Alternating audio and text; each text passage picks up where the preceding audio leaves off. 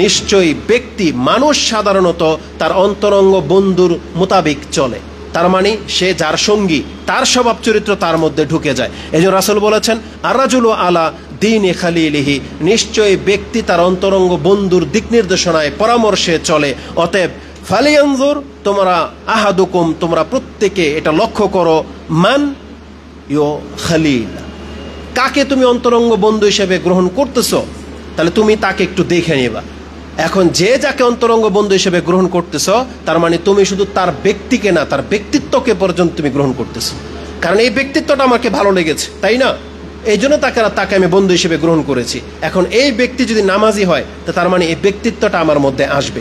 এই ব্যক্তি দাড়িওয়ালা হলে, সৎ হলে, যে যদি হিংসা মুক্ত থাকে, তাহলে এর প্রভাবটা আমার উপরে পড়বে। কিন্তু এই ব্যক্তি যদি নাচ গান পার্টি হয়, এই ব্যক্তি যদি কোনো ক্রিয়াকৌতুককারী ব্যক্তি হয়, এই ব্যক্তি যদি রাজনৈতিক দলের কোনো ব্যক্তি হয়, তাহলে আপনি তার ব্যক্তিত্বের উপরে ভিত্তি করেই তাকে বন্ধু হিসেবে আপনি গ্রহণ করেছেন বলে বিবেচিত হবে, এবং আপনিও কিন্তু তার চরিত্রের দিকে ফিরে যাবেন।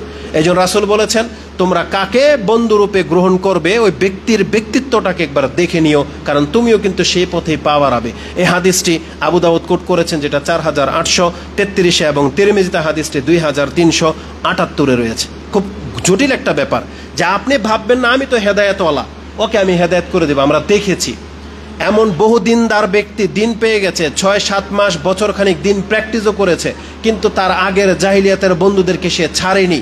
দেখা যাবে যে 1-2 বছর পরে সে তার দিন থেকে আবার সে আগের রীতিনীতিতে ফিরে গেছে। এটাই বাস্তব, কারণ আল্লাহ সুবহানাহু ওয়া তাআলা মানুষকে যেই নেচারের উপরে সৃষ্টি করেছেন, এটাই হচ্ছে মূল। আপনি ভালো পথে থাকতে চান, ভালো পথ ধরতে হবে। আপনি যদি ভালো পথ না ধরেন, ভালো সঙ্গী গ্রহণ না করেন, তাহলে কোনোদিন আপনার বিবেক বুদ্ধি দিয়ে আপনি ভালো পথে থাকতে পারবেন না। আপনি ভুলে যাবেন না, ওই যে 100 জন ব্যক্তিকে হত্যা করেছিল, সে যখন তওবা করার মনস্থর করেছিল, তাকে যে পরামর্শটা দেওয়া হয়েছিল সেটা কি ছিল? তাকে বলেই দেওয়া হতো যে তুমি তওবা করে নাও, হয়ে গেল। কিন্তু তাকে শুধু তওবা করতে বলা হয় নাই, বলা হয়েছে তুমি এই এরিয়া ছেড়ে দাও, এই অঞ্চলে খারাপ লোকেরা বাস করে, তুমি ওই অঞ্চলে চলে যাও, ওখানে দিন পালন করা ব্যক্তিরা বাস করে, সৎ ব্যক্তিরা বাস করে, তাদের সাথে গিয়ে আল্লাহর সৎ কাজে লেগে যাও। সে কিন্তু ওইদিকে যাচ্ছিল।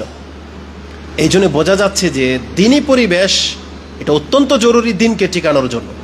দিনী পরিবেশ, দিনদার ব্যক্তি, এটা প্রত্যেকটা ব্যক্তির জন্য অর্ধেক দিন পুরা করে দেওয়ার সমান আমি মনে করি।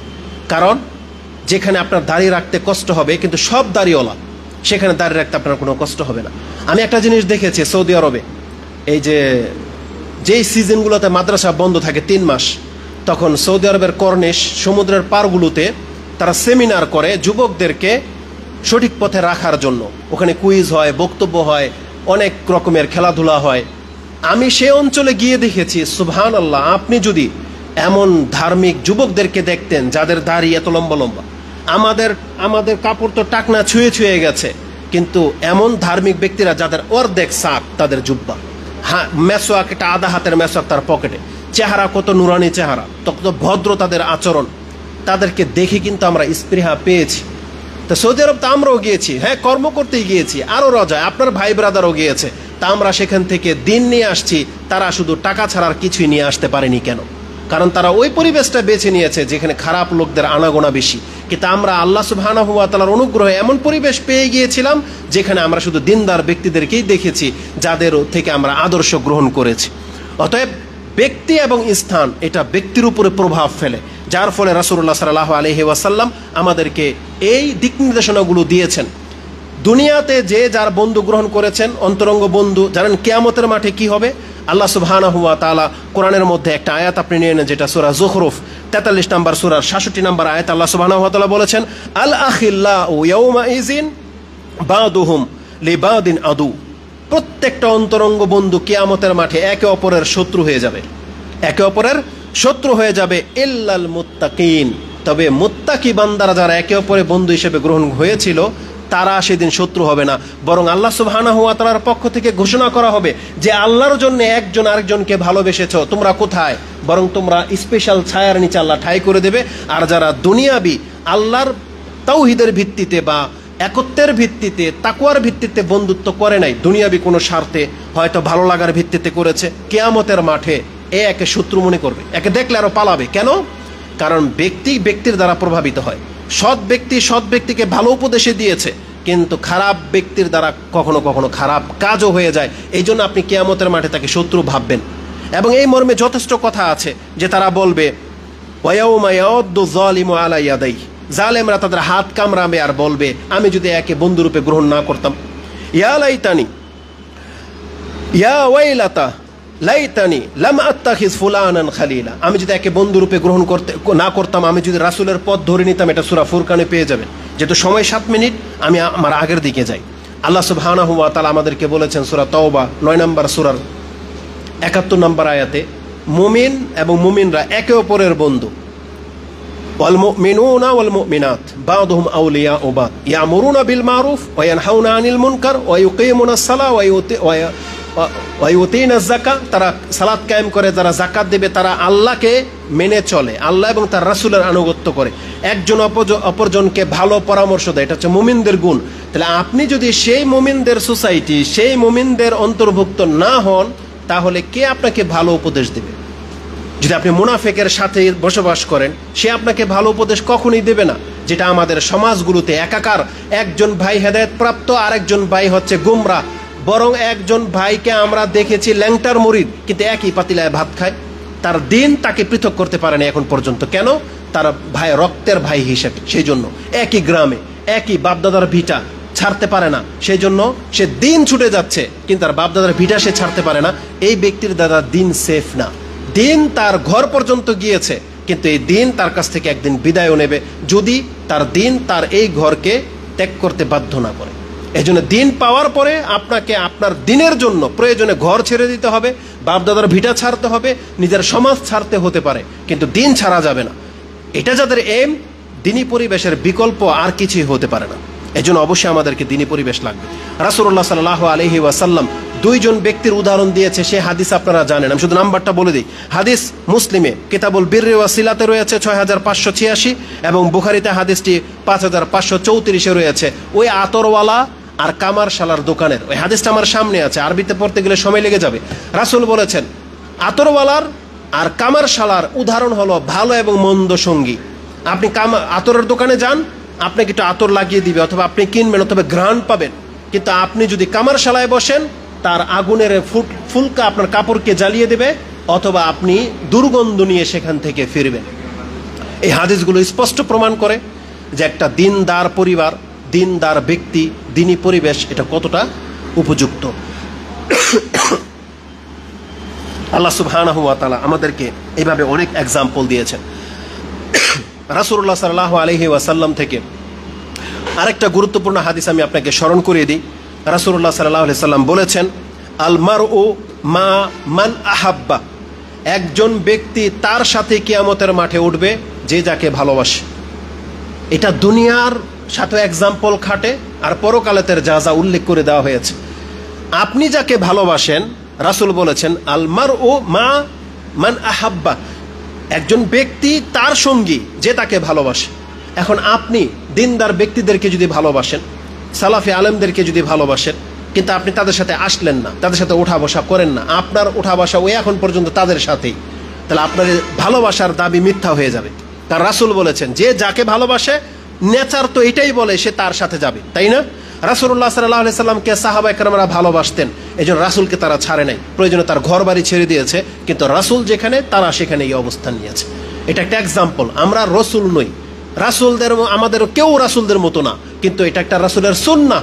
অবশ্যই এটা রাসূলের সুন্নাহ যে ভালো মানুষ যেই দিকে যাবে, তার অনুসারীদেরকে, তার সঙ্গীদেরকে ওই দিকেই যাওয়া উচিত। এটাই হচ্ছে নেচার।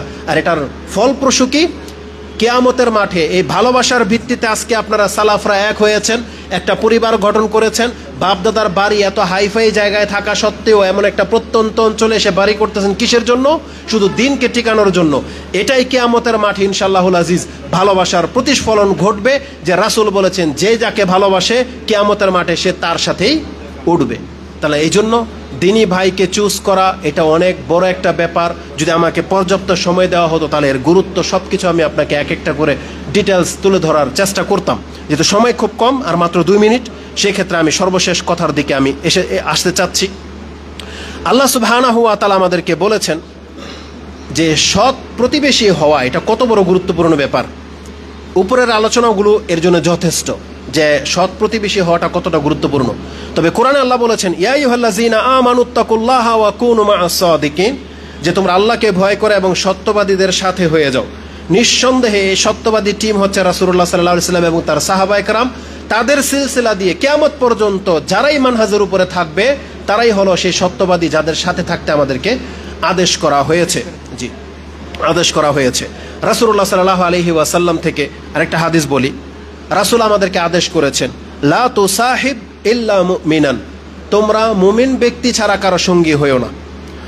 ওয়ালা ইয়াকুল তাআমাক, আর তোমার খাদ্য যেন ওই ব্যক্তি না খায় ইল্লা তাকিয়ান, যারা মুত্তাকি, তোমার খাদ্য যেন কেবল তারাই বেশি খায় বা তারাই যেন অংশ পায়, এটা আমাদেরকে ইঙ্গিত করে দেওয়া হয়েছে। তাহলে আপনি যদি এমন প্রতিবেশী, এমন পরিবেশ গ্রহণ না করেন যার সাথে ইচ্ছা মিশেন, তাহলে এই হাদিসের উপরে আমল হবে না।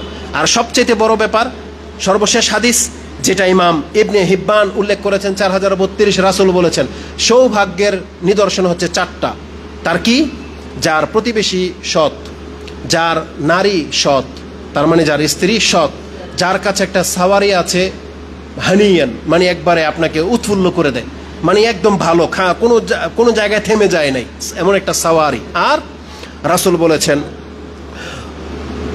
ওয়াল মারকাবু হানিয়ান ওয়াল বাইতু ওয়াসিয়ান, একটা প্রশস্ত বাড়ি, যে বাড়িটা সংকীর্ণ না, যে একটা ব্যক্তি আপনার সাথে দেখা করতে আসছে, আপনার ওয়াইফকে পর্দা করে আরেক রুমের কোনায় থাকতে হয়, তারপরে তার সাথে কথা বলতে হয়, মানে এত সংকীর্ণ বাড়ি, একটা মাত্র বাথরুম, এটার মধ্যে আপনার ওয়াইফ যাবে, গেস্ট আসবে, পোলাপান যাচ্ছে, আপনি প্রশস্ততা পাচ্ছেন না।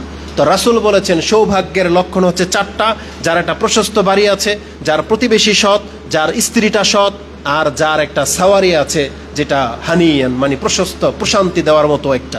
আবার দুর্ভাগ্য বা হতভাগার 4টা লক্ষণ বলা হয়েছে। বাড়ি তো বানিয়েছে কিন্তু দাইয়েকান, স্ত্রী হচ্ছে বদ, প্রতিবেশী হচ্ছে অসৎ, আর সাওয়ারি মাঝে রাস্তায় গিয়ে বন্ধ হয়ে যায়। বুঝেন না? তাহলে রাসূলুল্লাহ সাল্লাল্লাহু আলাইহি সাল্লাম বলেছেন অবশ্যই সৎ প্রতিবেশী এটা ভাগ্যের লক্ষণ, এবং এই ভাগ্যের চাবিটা আল্লাহ মনে হচ্ছে আমাদের প্রত্যেকের হাতে দিয়ে দিয়েছে। আল্লাহ বলেছেন তুমি তোমার প্রতিবেশী কাকে বানাবে তুমি চুজ করো। রাসূল বলেছেন প্রতিবেশী যেন তোমার দেয়ালে একটা পেরেক ঠুকবে তুমি নিষেধ করবা না। তাহলে আপনি কি চান না আপনার এমন একটা প্রতিবেশী হোক? এর জন্য এই ধরনের উদ্যোগ নিঃসন্দেহে এটা প্রশংসনীয়। আল্লাহ সুবহানাহু ওয়া তাআলার কাছে দোয়া করি যারা এই উদ্যোগ গ্রহণ করেছেন এবং যারা অংশ নিয়েছেন, আল্লাহ তুমি আমাদের এই সোসাইটিতে বরকত দান করো, আমাদেরকে এই নোংরা সমাজের অনিষ্ট থেকে আল্লাহ তুমি আমাদেরকে হেফাজত করো। যতটা দাবি করা হচ্ছে তার চেয়ে উত্তম আখলাক আচরণ আমাদেরকে পেশ করার তৌফিক দান করো। আল্লাহ তুমি আমাদের কাজকে সহজ করে দাও। আমিন ইয়া রাব্বাল আলামিন। সুবহানাকাল্লাহুম্মা রাব্বানা বিহামদিকা আশহাদু আল্লা ইলাহা ইল্লা আনতা আস্তাগফিরুকা ওয়া আতুবু ইলাইক। আসসালামু আলাইকুম ওয়া রাহমাতুল্লাহি ওয়া বারাকাতুহু।